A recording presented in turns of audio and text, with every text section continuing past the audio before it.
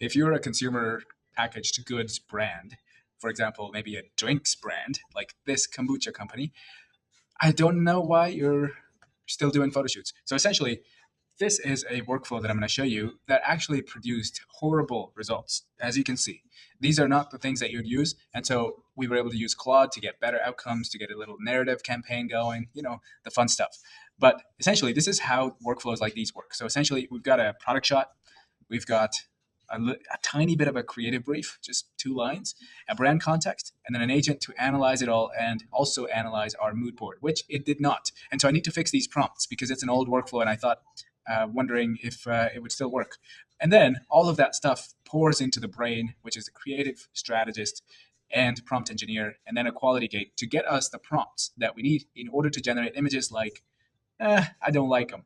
But these ones are better because they're just a different image model, same prompts. But like, I like this image. However, since I have trained my best workflows on Claude, here is what I did. And so essentially, I went in there, gave it the mood board that I gave it to Weeby, and told it that, hey, this is what I'm thinking to create. I want it to be the coolest campaign ever. This is my product. I want you to give me 10 product shots. So I went through the entire process of doing this thing, but it just did it in its own interface or in its own backend instead of me clicking through these. And then I basically pasted all these prompts that it gave me to this workflow that only needs a prompt, only needs a set of prompts, and it can create images.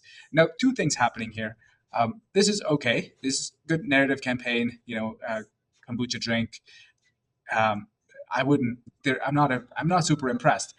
The first thing that I noticed was the size. The size was so off, and that's exactly the second thing that I'm gonna show you that we fixed. And so here is I went back to Claude and be like, hey, I need to fix the size and I need you to bake the size of the can in the prompt. And so we need to make sure that we do. Plus, we also need to add reference images that our product is sitting next to that we think the models might be trained better for. And so this is the image before the sizing instructions. And this is the image after. You see how different. It's insane. Like, just don't look at anything else. Don't look at his face. It's shiny. It's AI because that's just the part of the campaign that's just how the campaign was designed. So don't worry about that. But look at the size of the can. That is much more believable than this jumbo freaking size. It's not a Slurpee from 7-Eleven. So that is how you can basically fix the sizing instructions as long as you bake it in, tell the models how big the can is, what's its size, dimensions, so that it can know because there's no other way for it to know. And yeah, that's it. That's it. And then this campaign was a tad better, but again, it can be improvised and it's not going to be perfect, and it needs to be retouched, maybe regenerated multiple times. And so that's just where we're at with AI.